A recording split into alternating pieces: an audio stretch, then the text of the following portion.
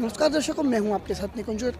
आज त्रिवेणी गार्डन में हरियाणा के मुख्यमंत्री मनोहर लाल खट्टर का जनप्रतिनिधियों के साथ मंत्रणा कार्यक्रम था। सरपंच हमारे बीच में मौजूद हैं, महिलाएं। आइए जानेंगे मुख्यमंत्री की जनप्रतिनिधियों से मंत्रणा कार्यक्रम में क्या रहा, क्या आज सरपंचों को कैसा। नमस्कार जी, आपका शुभ नाम? सुशीला जी, कहाँ से सरपंच हैं आप? मैं हूँ गाँव उमरपुर से। गाँव उमरपुर से। आज मुख्यमंत्री जी का मंत्रणा कार्यक्रम था, कैसा महसूस कर रहे हैं आप? ठीक महसूस कर रहे हैं। मंत्री जी आए, मिले, लेकिन यह अपनी बात करने का सरपंचों को मौका नहीं मिला।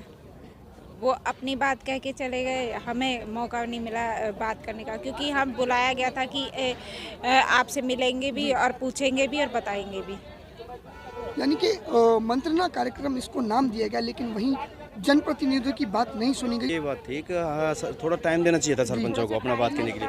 फिर दूसरी बात ये कि सरपंचों के लिए एक लिमिटेशन कर रखी है 2 लाख की, वो सभी सरपंचों के मन में एक टीस है, भाई 2 लाख में कुछ नहीं होने वाला। उसको जो है ना थोड़ा सा और बढ़ाया जाए, कम से कम 20 जो पहले था 20 लाख के उसे किया जाए। कई सरपंच कह रहे हैं जी कि 2024 में आने वाले समय में जो है सरकार को इसका खामियाजा भुगतना पड़ सकता है, क्या कहेंगे आप? खामियाजा देखो, पहले तो जो ना पब्लिक उन्होंने यहीं पे नाराज़ कर दी। जब हमारे सरपंच मान लो लेडीज है तो एक रिप्रेजेंटेशन तो उनके साथ चाहिए था, कोई कैंडिडेट तो उनके साथ एक अलाउ करना चाहिए था। सभी सरपंचों के पतियों को या उनके साथ जो आए हैं, उनके जेठ देवर जो भी आए, उनको ऐसे बैठा दिया बाहर जैसे कि जो ना ये कोई चोर लुटेरे हों। ऐसा थोड़ी होता है। उनके लिए जो है एक अलग सीट होनी चाहिए थी, उनको भी एंट्री करनी देनी चाहिए थी। इस बात से भी जो है यानी कि आप लोग आदत है कि जो सरपंचों के साथ जो उनके प्रतिनिधि आए, उन लोगों को अंदर मुख्यमंत्री कार्यक्रम में कोई स्थान नहीं दिया गया। उनको शामिल होना चाहिए था, मतलब उनको बुलाना चाहिए था। और ऐसा करके जो ना पूरी पब्लिक में, हालांकि वो कोई बात को कह नहीं पाए, बाहर जो ना ये बातें चर्चा में चल रही थी, भाई जो ना ये हम जो ना आवाज़ उठाएंगे, ये कहेंगे, लेकिन एक अंदर जाकर वो केवल महोदय जी, मुख्यमंत्री जी केवल अपनी बात को कहकर चले गए। बाकी किसी से थोड़ा सा भी ये नहीं पूछा, भाई जो ना आप जनता के प्रतिनिधि बने हैं, छोटी सरकार आप हैं, सबसे मतलब एक बेसिक जो होती है सरकार वो यहाँ सरपंच से होती है।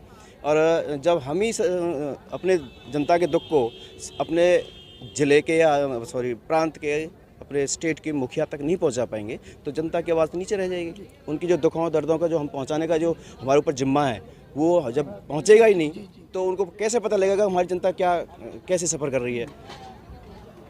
ये थे हमारे साथ कुछ सरपंच लोग। आज सरपंचों ने जो है भारी विरोध दर्ज किया। मुख्यमंत्री के कार्यक्रम से जो है बेहद हताश और निराश सरपंच लोग नजर आए।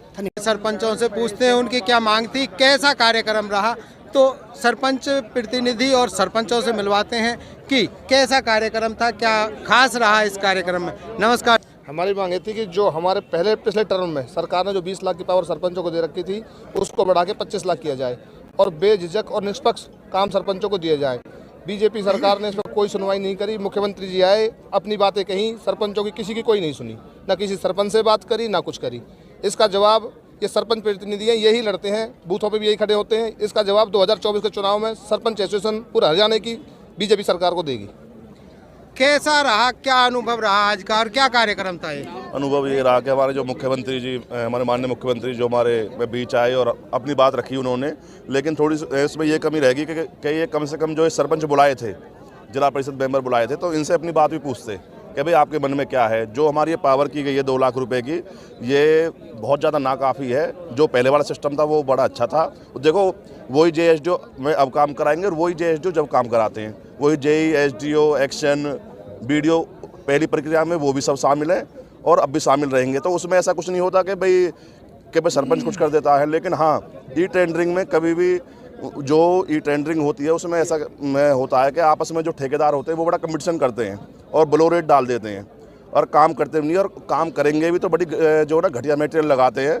अगर उन्हें हम कुछ रोकेंगे, उनसे कुछ कहेंगे, तो वो सीधा सीधा वो पंचायतों पर इल्ज़ाम लगाएंगे कि देखो जी ये हमसे कमीशन मांग रहे हैं और ये हमें काम नहीं करने दे रहे। ठेकेदारों के अंडर जो पूरी पंचायत चली गई है, क्या कहोगे?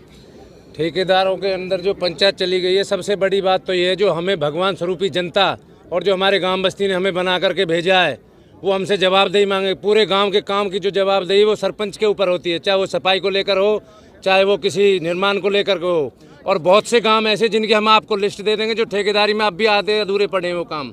3-3 साल हो गए, उसके बाद 2 साल से पंचायत नहीं थी। किसी अधिकारी ने किसी गांव का आप जा करके देखो कितना बुरा हाल हुआ पड़ा है। नहीं किसी गांव में सफाई हुई है, नहीं किसी गांव में बिल्डिंग बनी है। सबसे ज़रूरी ये पूरे हरियाणा के सरपंचों की मांग ये है, हमारा जो फरीदाबाद ज़िला बहुत सभ्य और पढ़ा लिखा जिला, इसकी वजह से कोई सरकार की खिलाफत नहीं करी है। और आज की जो ये सम्मेलन हुआ है ये मंत्र गणना हुई थी, लेकिन मुख्यमंत्री जी ने किसी सरपंच से या किसी जिले परिषद किसी ब्लॉक समिति से कोई बात नहीं पूछी, अपनी बात करके चले गए। हमारी सभी सरपंचों की मांग है जो हमारे ऊपर जो बंदिश लगाई गई है, जो 2 लाख की बंदिश है, उसे ख़त्म करके हमें पूरे अधिकार दिए जाएं और सरपंचन को पूरा सम्मान दिया जाए। आपके अधिकारों का मेरा गांव चांदपुर है जी, तगाम ब्लॉक से। सूरजपाल भूरा मेरा नाम है जी। सरपंच साहब, जैसे सरकार की तीन सरकारें चलती हैं देश के अंदर, छोटी सरकार और फिर मध्य वर्ग की सरकार, जिसको राज्य सरकार बोलते हैं, और संसद की सरकार। तीनों सरकारों में 3 प्रतिनिधि होते हैं, सबके कोटे बढ़ाए गए और केवल हरियाणा सरपंचों के कोटे घटाए गए हैं। एक्चुअल में ऐसा है जी, हम तो जब बताएं उन्हें कि जो मंत्री और वे ना वो सरपंच को चुनाव गांव में लड़के दिखाएं, जब पता चले कि चुनाव क्या होता है। जो सरपंच का जो चुनाव है ये सबसे सम्मानित चुनाव है और सबसे टाइट चुनाव है देश का, लेकिन हर चीज़ का जवाबदेही गांव की तरफ से सरपंच होता है, चाहे वो सफाई को ले या कोई वैसी बात हो, जन सुविधा की जो भी बात है उन्हें सरपंच रखता है। इसलिए हमें बंदिश में ना करें और बंदिश में आकर के आप अधिकारियों को काम बताएं।